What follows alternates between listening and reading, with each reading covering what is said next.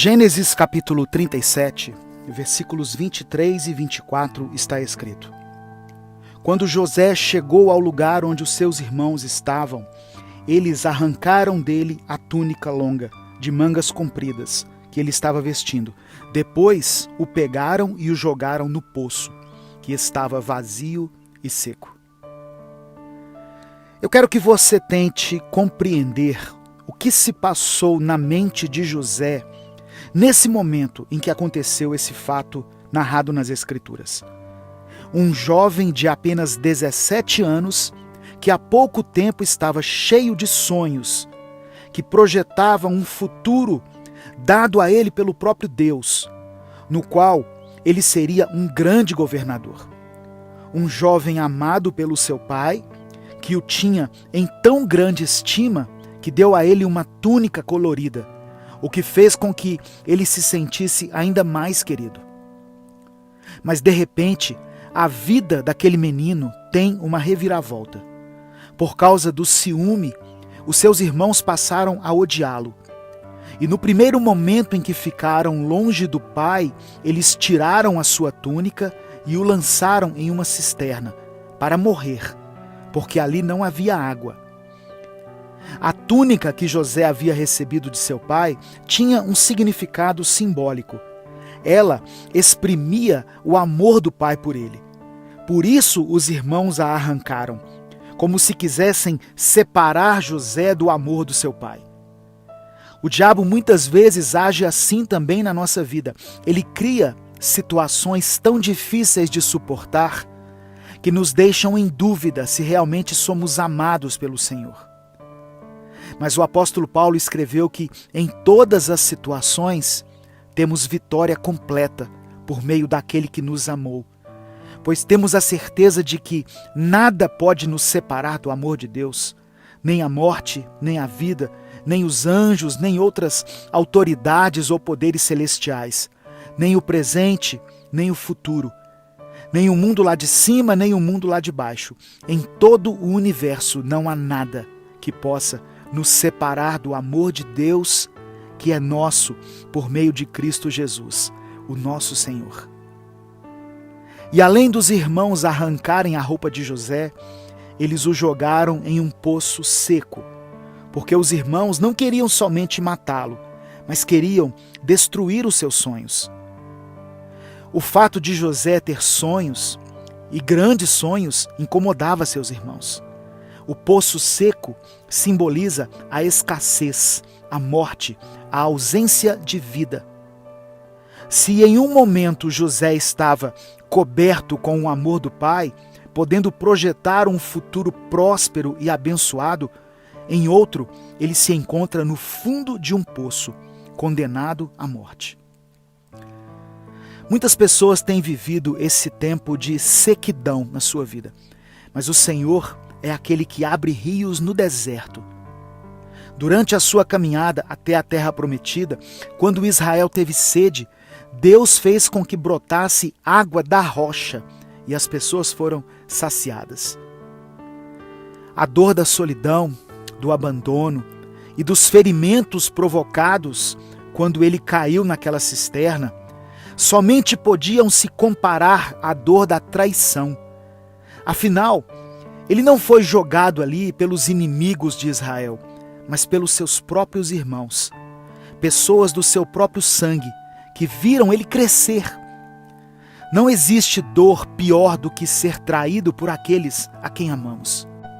José gritou com todas as suas forças, mas o seu esforço foi em vão, pois os seus irmãos, que estavam ali perto, assentados, comendo pão, não o socorreram.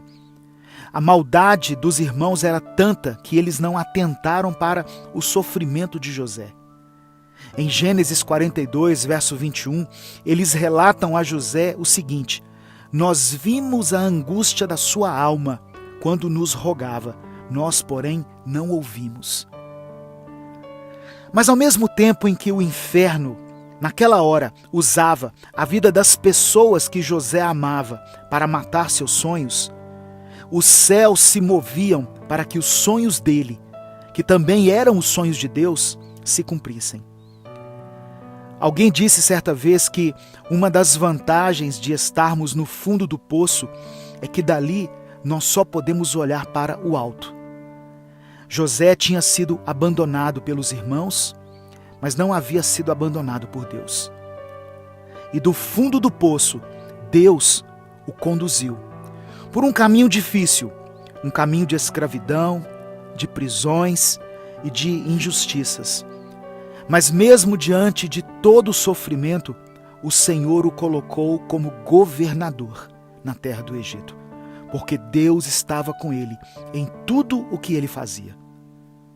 E ao final da sua trajetória, José estava em uma posição privilegiada, posição na qual ele pôde abençoar seus irmãos. Aquele era o último teste de Deus na vida de José, e talvez o mais difícil de superar. Mas por causa da presença de Deus na sua vida, ele foi capaz de perdoar e de estender as mãos de amor aos mesmos homens que um dia haviam tramado a sua morte. Essa história, meus irmãos, está registrada na Bíblia, do capítulo 37 ao capítulo 50 de Gênesis, para que hoje eu e você possamos ser inspirados por ela. Não importa o que nós estejamos enfrentando, não importa a profundidade do poço em que nos encontramos, sempre poderemos erguer os nossos olhos e colocar a nossa esperança em Deus. Ainda que hoje estejamos nos sentindo abandonados, traídos, como se os nossos sonhos tivessem sido interrompidos, nós podemos crer que o Senhor não nos abandonou. Deus está atento a tudo o que acontece na nossa vida. E se Ele tem sonhos a nosso respeito, nada vai impedir que os seus planos se cumpram. Eu quero orar por você. Deus, obrigado pela Tua palavra, obrigado pelo Teu amor, pelo Teu perdão, pela Tua graça e misericórdia. Pai, sabemos que em todas as coisas o Senhor tem um propósito. Eu te peço que contemple a vida daqueles que estão nesse momento no fundo do poço, se sentindo desanimados, desamparados, abandonados e sem esperança. Que o Senhor os faça olhar para o alto, que possam depositar toda a confiança em Ti e que o Senhor reescreva a história deles. Se o inimigo usou pessoas para nos desmotivar, para nos entristecer e de alguma maneira tentar matar os nossos sonhos, eu te peço, pelo poder que há no nome de Jesus, que nós possamos nos reerguer e voltar a caminhar, firmes nas suas promessas e com a certeza de que somos filhos, amados e cuidados pelo Senhor. Por isso, nós oramos e te agradecemos, em nome de Jesus. Amém. Se você ainda não é inscrito no canal, inscreva-se e ative as notificações. Não deixe de compartilhar essa mensagem, pois ela pode mudar a vida de alguém. Caso você queira apoiar o nosso projeto, seja membro do canal. E no primeiro comentário fixo desse vídeo, coloque o seu pedido de oração. Eu vou orar por você e pela sua família. Deus te abençoe. Eu sou o pastor Edivaldo Oliveira e esse foi mais um Minuto com Deus.